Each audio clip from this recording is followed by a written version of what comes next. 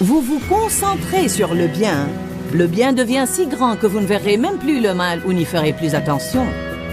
Vous pouvez vraiment surmonter le mal par le bien. Restez avec nous dans Jouissez de votre vie.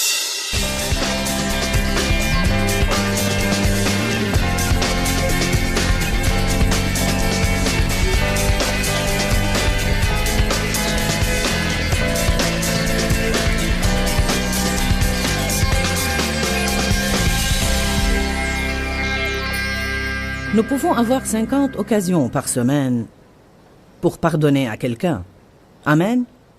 Alors il faut être capable de pardonner. Qui pense que nous devrions être capables de pardonner aux autres? Alléluia. Donc tout d'abord, je vais commencer par vous donner une définition du mot pardon. Il veut dire excuser une faute. Pardonner à quelqu'un. L'absoudre de payer. Quand quelqu'un vous fait du mal, n'ayez pas avec lui une attitude de « Eh bien, vous me devez quelque chose ». Vous me devez. Je parlais avec quelqu'un, on discutait d'un problème de mariage. Le couple essayait de trouver une solution. Il y avait un repentir d'un côté et il fallait du pardon de l'autre côté. Pourtant, à ce moment-là, un partenaire essayait de faire payer à l'autre son péché. Vous ne pouvez pas faire ça. Dieu seul peut vous soulager de la peine que quelqu'un d'autre vous a infligée. N'essayez pas d'encaisser de quelqu'un qui ne peut pas vous rembourser. M'entendez-vous aujourd'hui? Le pardon doit être complet. Il ne peut pas être partiel. Le dictionnaire grec Lavigne dit que pardonner veut dire renvoyer, pardonner une dette, annuler complètement. Une rémission du châtiment dû, accorder une faveur, libérer, relâcher ou lâcher prise. Et ça veut dire aussi laisser tomber ou oublier. J'aime ce que la Bible amplifiée dit. Elle dit « laisser tomber ». Je me rappelle quand Dave me le disait il y a bien des années parce que je rabâchais incessablement sur quelque chose. Je rabâchais et je rabâchais. Il me disait « peux-tu juste laisser tomber ?» et continuer. Il y a sûrement quelques personnes ici cet après-midi qui ont besoin de laisser tomber une chose. Vous devez l'enlever de votre bouche et l'effacer de votre tête et arrêter de menacer les autres avec.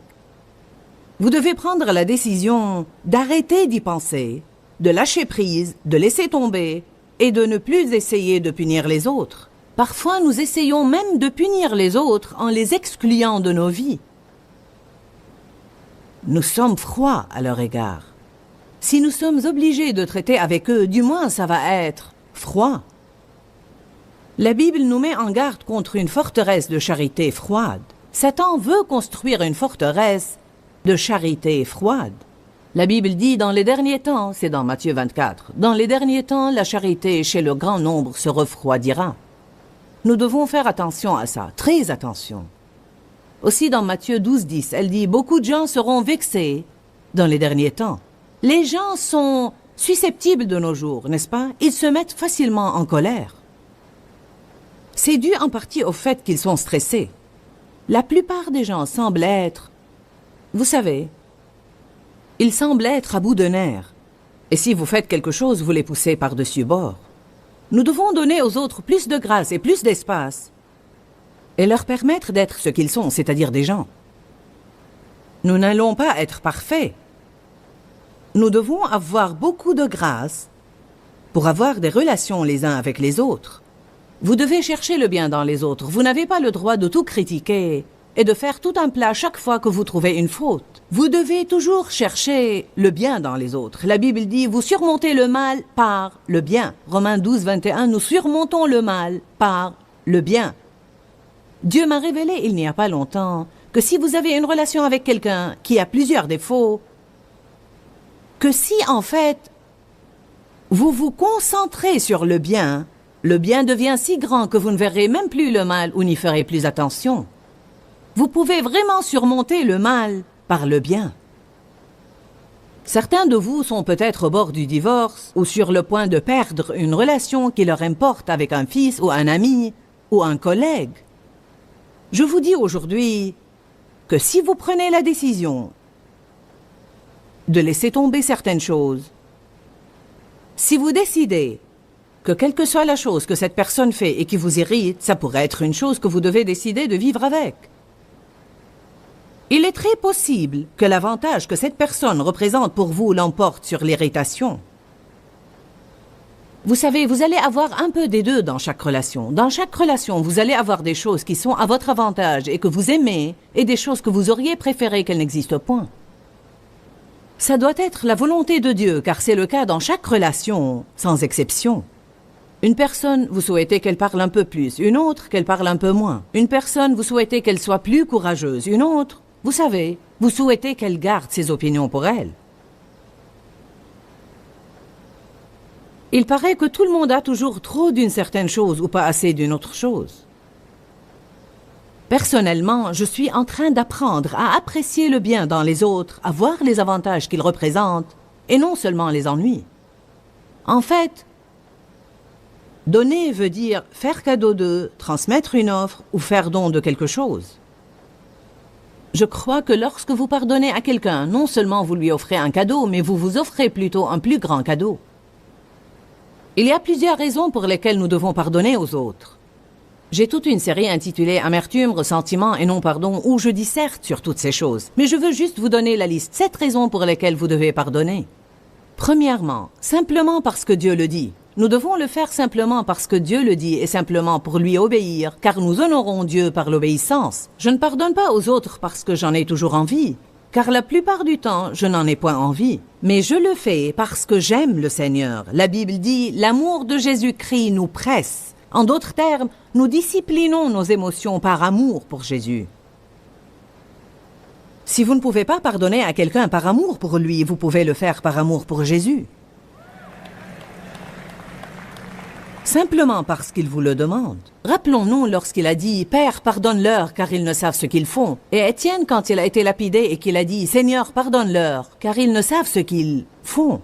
Rappelons-nous de Paul, quand tous l'ont abandonné lors de son premier procès et qu'il a dit « Je vais juste les laisser entre les mains de Dieu, je vais juste laisser tomber et laisser ça entre les mains de Dieu ». Dieu nous justifie et il va régler les choses dans notre vie parce qu'il est un Dieu de justice, mais il ne peut pas le faire si nous nous agrippons au non-pardon. Nous devons le lui donner pour qu'il puisse en faire quelque chose. Certains se demandent pourquoi Dieu n'a jamais établi la justice dans leur vie lors d'une épreuve, mais vous ne lui avez jamais donné le problème. Deuxièmement, vous devez pardonner car votre foi n'agit pas si vous ne le faites pas. Allez à Marc 11. Peut-être connaissez-vous bien ces passages, mais ça m'est égal. Dieu m'a demandé de les prêcher, alors vous devez être secoué à cet égard. Il n'est pas dit que chaque message doit être une parole nouvelle, mais il doit être simplement une parole actuelle. Peut-être souffrez-vous de non-pardon et vous devez le surmonter, ou bien vous allez l'avoir dans un proche avenir et vous devez être capable de vous en occuper quand il vient. Savez-vous que ça fait vraiment peur de réfléchir qu'on ne sait jamais à quel moment on doit être prêt à pardonner à quelqu'un? Je veux dire que vous pouvez être là 1 minute avant et penser que tout est parfait. Vous vous retournez et quelqu'un vient vous vexer ou vous dire quelque chose ou vous faire quelque chose et vous vous trouvez ayant besoin de pardonner. En fait, j'ai personnellement décidé finalement, je ne veux pas avoir à faire des efforts tout le temps, avoir à me débattre à n'en plus finir pour essayer d'arriver là où je peux le faire. Alors j'ai finalement décidé, je veux être capable de pardonner. Je veux être la sorte de personne que vous devez vraiment pousser, je veux dire beaucoup, pour pouvoir l'énerver et la contrarier. Parce que je veux vivre dans la paix de Dieu. Je peux vous dire, Satan vous tend un piège pour vous contrarier. Et une des façons de le faire, c'est par les personnes exaspérantes.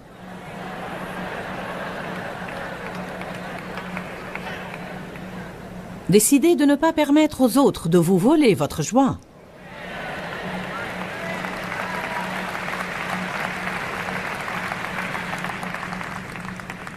Marc 11, 22. Et Jésus prit la parole et leur dit « Ayez foi en Dieu constamment ». Alors nous ne devons pas avoir foi et puis un peu de doute et puis un peu de foi et un peu plus de doute. Nous devons avoir foi en Dieu constamment.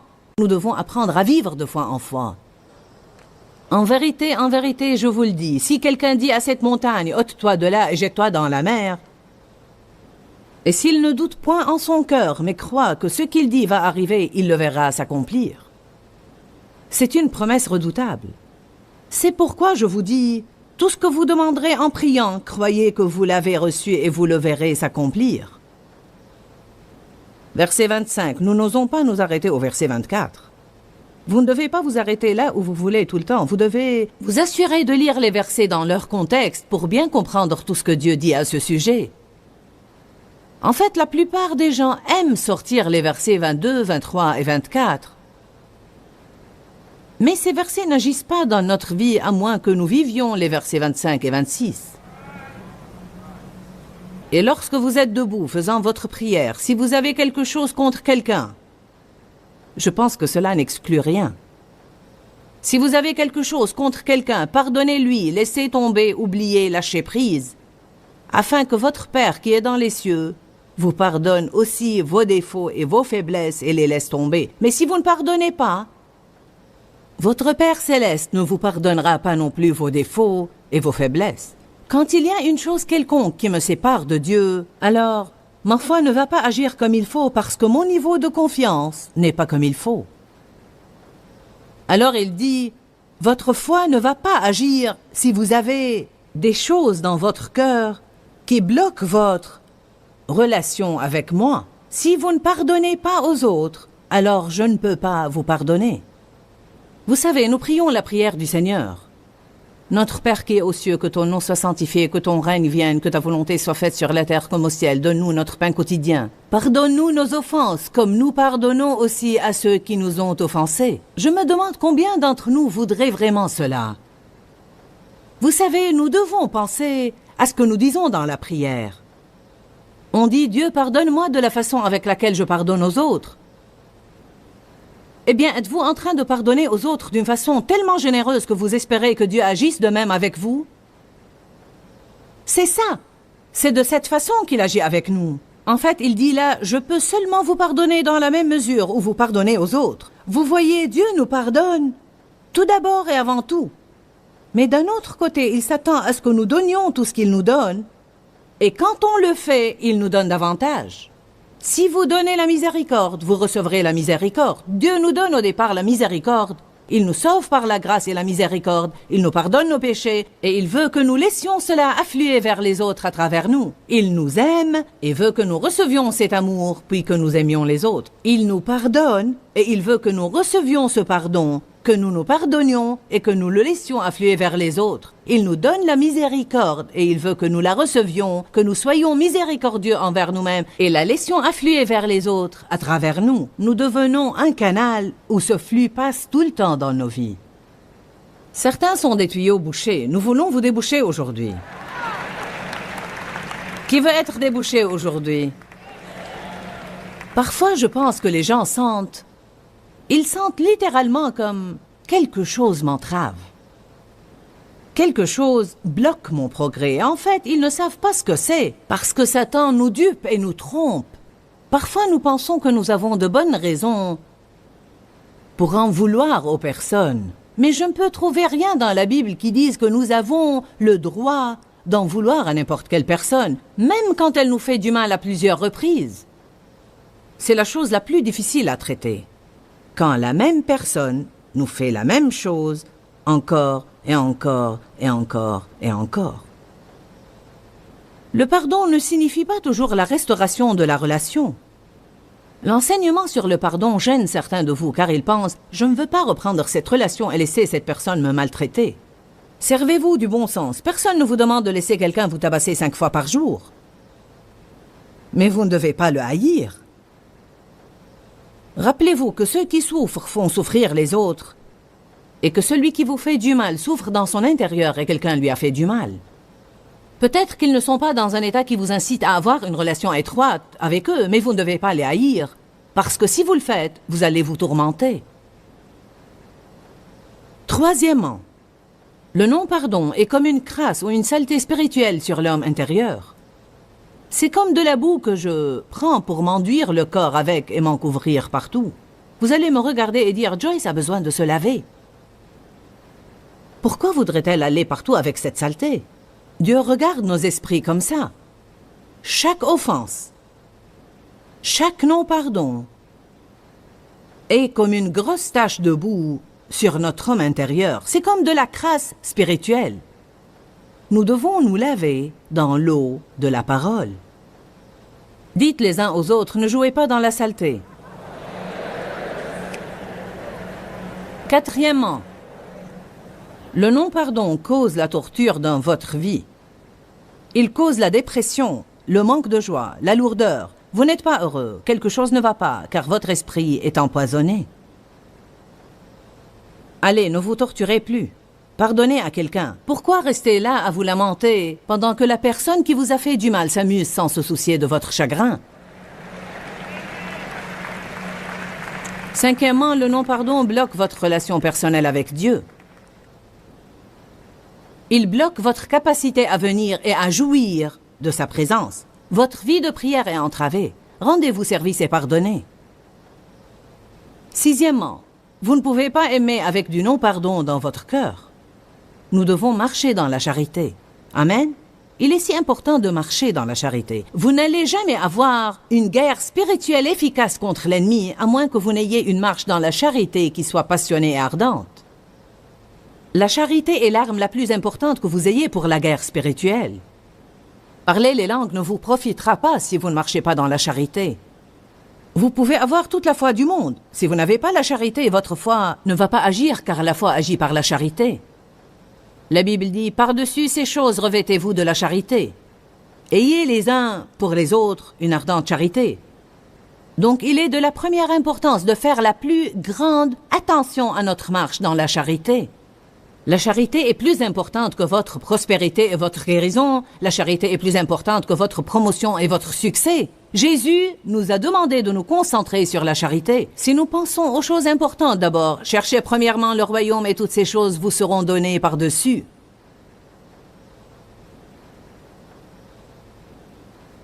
Jésus a dit, je vous donne un commandement nouveau, aimez-vous les uns les autres. Et la charité pardonne. La charité tient compte des défauts et des faiblesses des autres. Vous qui êtes spirituels, dit Galates chapitre 6, sachez comment redresser les personnes qui ont succombé à cause de leurs faiblesses. Septièmement, vous ouvrez une grande porte au diable quand vous restez dans le non-pardon. Lisons 2 passages rapidement. Allez à Éphésiens chapitre 4. Certains de vous n'ont probablement jamais lu ces passages, mais beaucoup de vous les connaissent bien. Mais cela ne signifie pas que vous les vivez.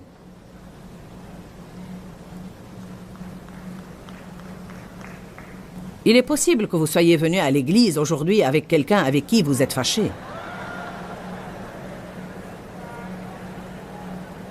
En fait, vous seriez étonné si vous pouviez voir combien de personnes présentes dans cette salle aujourd'hui pour essayer de recevoir des miracles, des bénédictions, des guérisons et des percées de Dieu, sont assises là avec une sorte d'amertume, de ressentiment, de non-pardon ou quelque sorte d'offense dans leur cœur.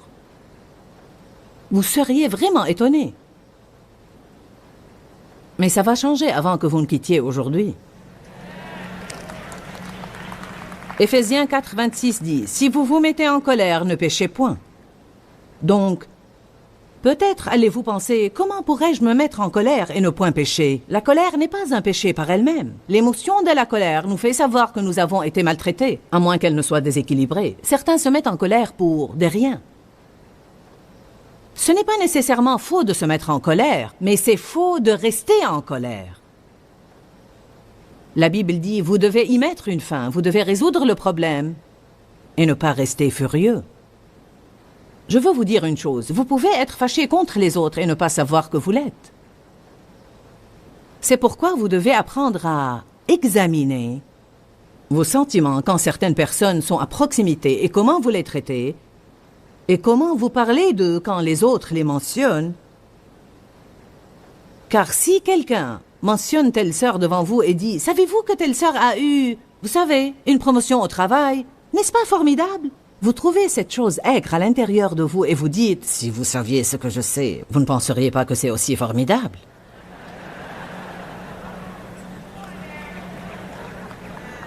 Donc il y a toujours quelque chose à régler à l'intérieur. Il y a un peu d'eau amère là-dedans qui a besoin de redevenir douce. Si vous vous mettez en colère, ne péchez point, ne laissez pas votre colère, votre exaspération ou votre indignation durer jusqu'au coucher du soleil. Et ne donnez pas accès au diable pour prendre pied, ne lui donnez aucune opportunité, aucune. Lorsque vous permettez au diable de prendre pied, il pourra construire une forteresse. Une fois la forteresse est là, vous avez un grand problème. C'est pourquoi je vous encourage aujourd'hui à être capable de pardonner. Soyez prompt à donner et soyez généreux dans votre pardon. Votre première réaction à l'offense doit être « je vous pardonne ». J'ai appris cela même dans la circulation. Si quelqu'un prend la place de stationnement que j'attendais, je dis simplement « je vous pardonne ». Amen. Ou bien si quelqu'un tempête contre vous sur l'autoroute lorsque vous faites une faute, je vous pardonne. Je ne vais pas laisser ces futilités m'empoisonner. 2 Corinthiens chapitre 2. Certains de vous peuvent fermer quelques portes au diable aujourd'hui en décidant de pardonner.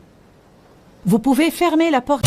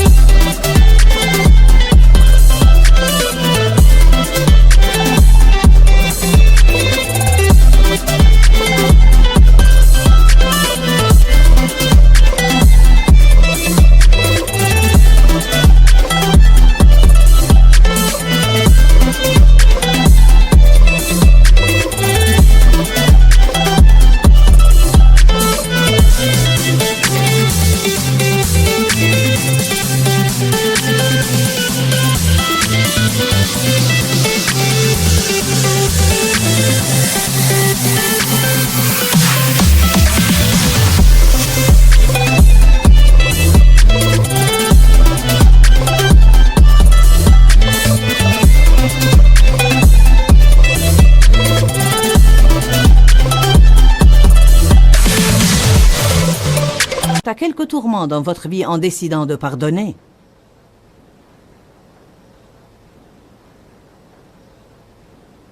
Dans 2 Corinthiens 2, verset 10, Paul dit « Or, à qui vous pardonnez, je pardonne aussi.